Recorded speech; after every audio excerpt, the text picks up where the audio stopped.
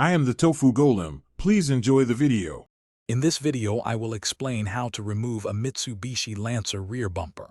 First, gather your essential tools.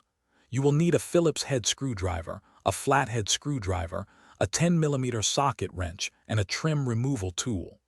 Having the right tools makes the process much smoother and prevents damage to your vehicle's components. Always ensure you are working in a safe, well-lit environment for optimal visibility and to prevent any accidents during the removal process.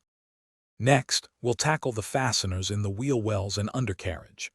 Begin by removing the single Phillips head screw found in each rear wheel well, where the bumper meets the body frame.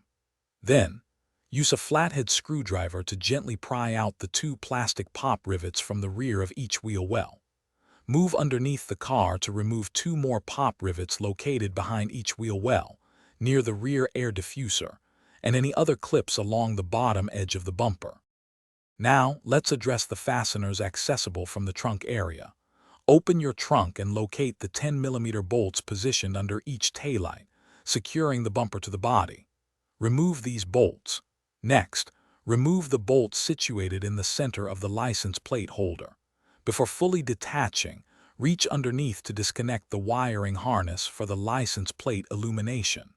This ensures no wires are pulled or damaged during the bumper's removal. With all fasteners removed, you can now carefully detach the bumper. Start by gently pulling the bumper outwards from the corners near the wheel wells. You might hear some popping sounds as the clips release. This is normal. Once the sides are free, continue pulling the bumper straight back from the vehicle. It should slide off the rear bumper support.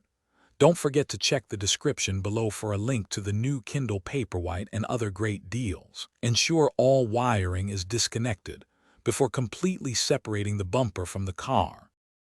Thanks for watching. Consider subscribing if we helped you today.